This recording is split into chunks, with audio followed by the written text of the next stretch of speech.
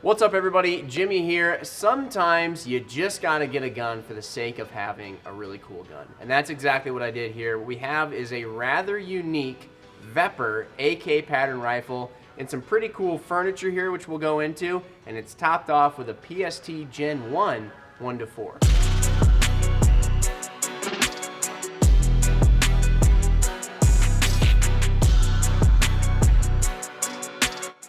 First up, let's talk about the gun itself. Now, this is a VEPR AK pattern rifle.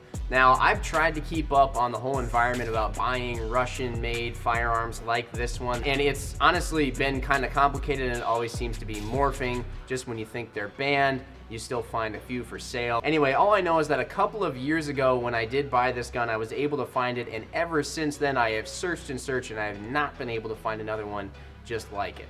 Now, as if the relative rarity of this firearm isn't unique enough, I also managed to find this one chambered in .308. Now, normally you'd find an AK pattern rifle chambered in something like 7.62 by 39, or in this case, I was finding some with this almost 24-inch long barrel that were chambered in 7.62 by 54R. Of course, when I found one chambered in .308, I jumped at the opportunity because over here in the States, finding ammo or even different types of ammo that I could use for various applications would obviously be a lot easier. Now, if you do find rifles like this and they're fresh out of the box, they've just been imported, oftentimes in order to meet the regulations, or at least at the time when I bought this, to be imported, they had to be sporterized. So they kind of got a little neutered. I didn't really like the way that it looked. It came with some furniture on it that I didn't like. So I had to change that out.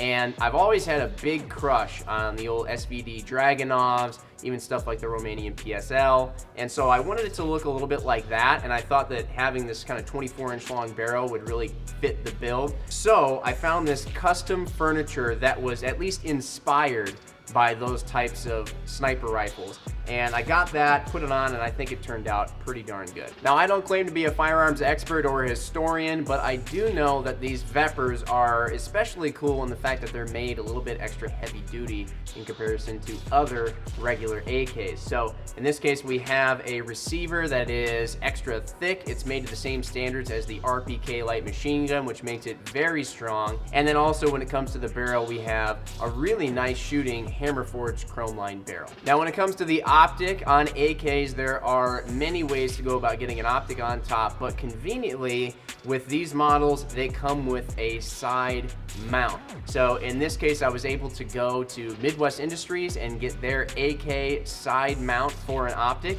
and it essentially just comes up and over the top of the receiver, and it gives me a Picatinny rail to mount whatever optic I want up there. Now, this optic being the PST Gen I 1-4, if you're familiar with our lineup, obviously we're now on the Gen 2 1-6 PSTs. We actually have been for a little while. First off, I got this a few years ago when these were more current, but I felt like I wanted to keep this because it fit the look a little bit better. This scope is a shorter optic. It has the tall exposed turrets. Heck, even I find that the little diopter here with the rubber cup on the end was semi-reminiscent of those rubber eye cups you get on the sniper scopes on the old Dragunovs and stuff like that. So I just felt, again, being that this is inspired by the Dragunov, that was the best fit.